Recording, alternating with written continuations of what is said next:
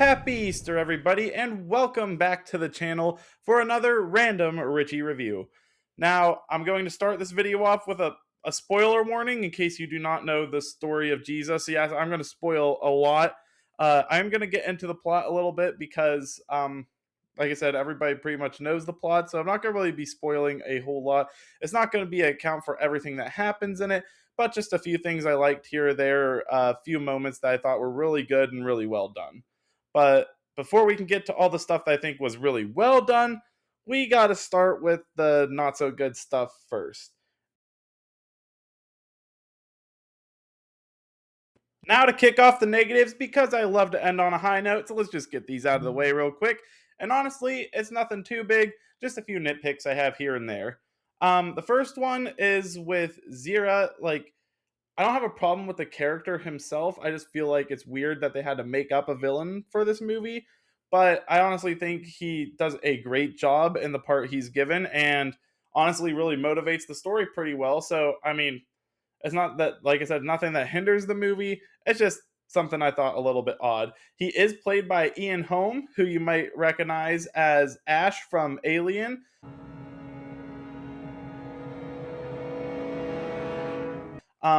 Chef Skinner from Ratatouille. Oh, the garbage boy! You are cooking! And of course, Bilbo Baggins from The Lord of the Rings. My next issue, which isn't like a huge issue, is with the commercial break cuts that the miniseries has. First off, get it on Blu-ray. Nobody likes commercials, and it'll save you a ton of time, and it's definitely worth it to get the miniseries on Blu-ray. $9, you can spare yourself a whole lot of annoyance, and not only that, but this is something that's worth buying on a Blu-ray disc. Or if you can stream it without commercials, I would do that. But with the commercial break segments within the film itself, sometimes it just has to cut away from a scene and that scene doesn't get to sit, and it's just like done, moving on to the next thing.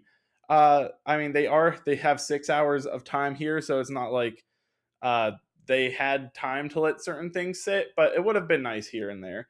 Like I said, just because they also had to put a commercial break in and they had to put it in little segments, it sometimes just feels like it cuts away too fast and that scene doesn't get to sit long enough in your head. There are scenes that do get to sit long enough that make the impact they need to and move on. There are just a few in the middle that I feel cut away too fast. Now, my very last complaint, it's nothing too big. It happens just a few times. And I mean, it's going to happen with you being the center of attention in a 6 hour miniseries. But I do feel like Jesus and Mary both have moments where they kind of just kind of stare. And it's one of those where I kind of wish they would break that and, like, do something more human like. Now, there are moments where it's needed, but it happens during some moments where it's not needed as much. And I feel like in those few segments where it does happen, it feels like the actors are kind of acting around them and not with them. And like I said, it only happens a couple of times, but it's just one of those things I've noticed while watching throughout this miniseries, and I should inform you about. Other than that, that's it. I think everything else was pretty great with this movie, and let's just move on to the positives. The first thing I would like to point out is how absolutely gorgeous this movie is, from the costume design to the set design. It's one of those films that visually it pulls you right in, and it's probably one of my favorite things from this entire miniseries itself. It's just how stunning the looks are and how beautiful and alive everything feels as the movie's progressing.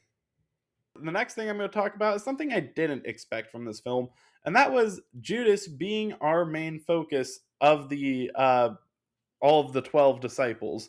Usually he's on the side. Usually he's like he's a little bit of a focus, but never the main disciple we focus on. Usually that spot's reserved for literally any of the other 12. Mainly Peter is the one who usually becomes our disciple main character, so to speak. just the one that the audience can engage with and get to know more. Because if you try and put all 12 in there, the audience is going to get confused. And so you usually have to just pick one that you want to focus on. And like I said, this one picked Judas, and that really surprised me because most of the time they never pick Judas, and he's just a side guy that you know, does what he needs to do. Like, he's very formulaic. There's not a whole lot they do with his character. This one, you really explore what the director thinks Judas was like and how he is. And it's one of those things that, like I said, made the story more engaging and made it very fun to watch, because you're like, all right, now I want to see where he goes with this, because I'm surprised this is the guy we're focusing on. Now, one moment I really loved in this film is whenever Judas finally decides to ask Jesus if he can join him and his main group of disciples. And it's one of those where you can see Jesus, kind of struggle with it in a way, because he knows he has to say yes to lead him to his ultimate goal, which is why he's on earth in the first place, to ultimately die for the sins of humanity and to take that punishment onto himself. So you can see the struggle whenever Judas decides to finally ask to join his group. He looks frustrated. He looks like this is going to, like, it looks tough for him, and that's because it probably was. Because every time he looked at Judas, it probably reminded him of, this is the guy that's going to sell me out. This is the one who's going to send me to the worst torture I'll ever have in my life, the worst torture any human has ever seen or known. It doesn't show it in this miniseries, of course, because it was made for TV. But if you read the Bible, Jesus was disfigured to the point that he didn't even look like a normal human by the time he was hung up on that cross. So to see that portrayed in this film as something like, it was tough for him to let Judas join, is something I could honestly see happening, because, I could not imagine having to mentally prep yourself for that and then voluntarily let the person in who's going to sell you out. That had to be a very tough thing to do, and you see it on screen. Like I said, one of my favorite moments within the entire miniseries itself. But do you need a man like me?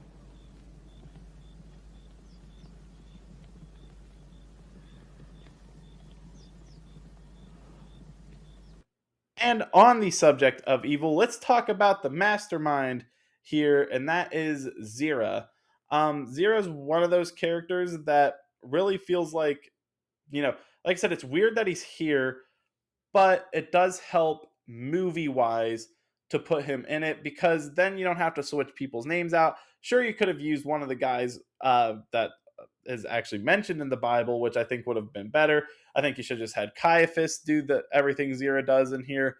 But they did pick him, and like I said, even though he's an odd choice, of course, making this character up and all, it does give you a face, like the face of the Pharisees, of the evil group that is going to eventually put Jesus to death.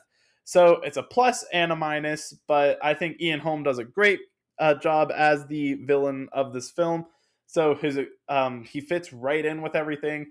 Just, if you really know your Bible knowledge, it's a bit odd having him here. But if you don't, then, I don't think you'll really have an issue with it. Now, of course, I got to mention my absolute favorite scene of this entire series, and that is the Last Supper. Whenever he's breaking the bread and telling him, this is my body, and then he's giving out the wine and saying, this is my blood. It is so powerful. And not only that, there's so much power and yet so much dread within this scene itself. Everybody just looks so worried and uncomfortable, knowing that this might be the last time they ever see Jesus again in the condition he is. And they would not be wrong, because this is the last meal they'll ever have with him until they finally reach heaven, of course, and dine with him there.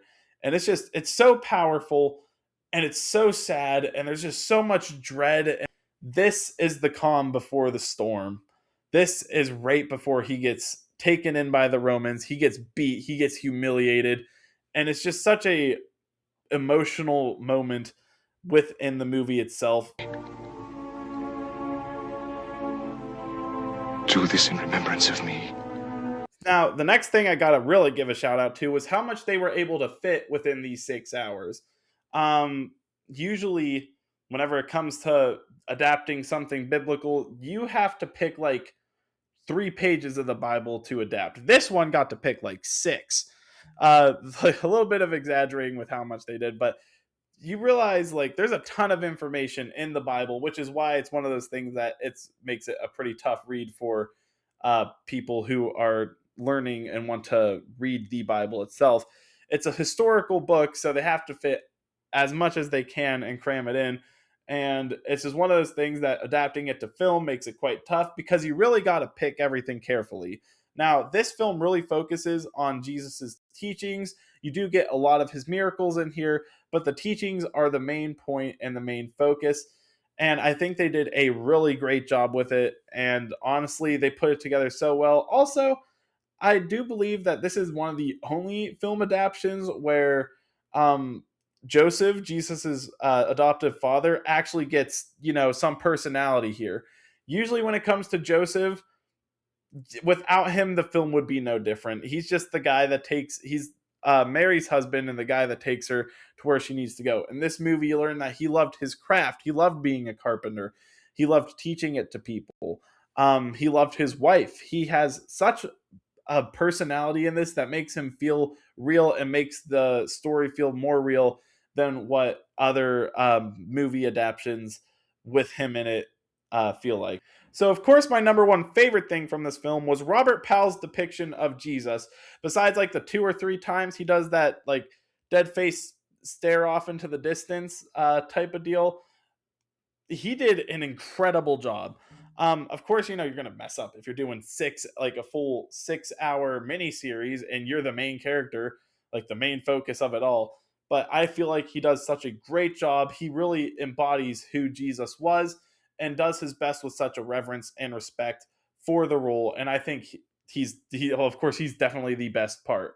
Another thing I thought was really great with this, with the immersion factor, is whenever there are scenes where there is a mass of people, it feels chaotic. It feels like you're in that moment. Like, for instance, whenever he fed the 5,000 people, there's babies crying. It's hot. Everything looks muggy and it looks like it would be bad to be there. You know, and then he, of course, feeds the 5,000 and it's chaotic. Everybody's just grabbing the food. But it's one of those things where it feels so authentic because of that. I feel like in certain other depictions I have seen, the crowds feel, even though they're supposed to feel chaotic, they feel too organized to be a chaotic crowd. Where in this one, they really sell it that, man, this thing would, if you had anxiety, you would not want to be here.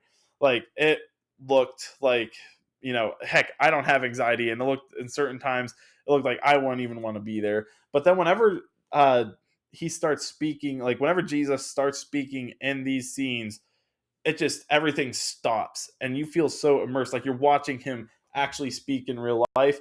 And I feel like that is what really brings this film to life and makes it the masterpiece that it is. Because I'm telling you right now, this is one of my favorite, if not my favorite, depiction of the story and life of Jesus altogether. So I'm going to throw in a little fun fact before we get to my final thoughts that I really wanted to include in this video, and I wasn't really sure where a good spot to do it was, so I thought, why not right before the end? And that fun fact is that R2D2 accidentally interrupted one of the scenes filming process by driving on to the set itself during the filming of that scene. Nobody knows what scene it was, but stories from what I've heard is that R2D2 really wanted to play the part of Apostle John once he heard about it from Darth Vader, who was cast in an earlier part, and they told him no because he looked too weird, which I honestly think is outrageous. I think discrimination in Hollywood needs to be checked for that, but just absolutely insane behavior, especially filming a mini series on Jesus. Like, come on, guys. He probably wanted to put his heart and soul into that part, and you just pushed him away. Now, other people will tell you some radio waves got messed up and messed with R2's radio connection, which ended up making him go a bit haywire and having him drive on the set. But I know what really happened, and I think after what I said, you probably know what it was too. Anyway, now to my final thoughts. And time for my final thoughts, and without a doubt, I gotta give this miniseries a 10 out of 10. I think it was so well acted, it's so beautiful, it's very well put together. Um, I just I highly recommend it to anybody who's likes film or just wants a good miniseries to get into. I just think it was so well done, and especially since it's Easter time, I think it would be a perfect watch for you and whoever else you want to watch it with. But I do recommend watching it in its hour and a half parts because watching a 6 hour anything would be a chore. So overall, I think it's great. I think you'll love it. Please leave in the comments what your favorite depiction of Jesus is because I would really like to know. And if there are any movies you want me to watch, put those in the comments too. Like I said, I'm actually able to get around to stuff now because my account's working. I'm up and running again, and this time I'm here to stay. Overall, I think you'll have a great time with this film, and I can't wait to do more films in the future to entertain all you people. So, without further ado, have a great night, great morning, great afternoon, and if you are on the toilet, it's time to wipe. I'm Roman Ritchie, and this has been a Random Ritchie review. Goodbye, everyone.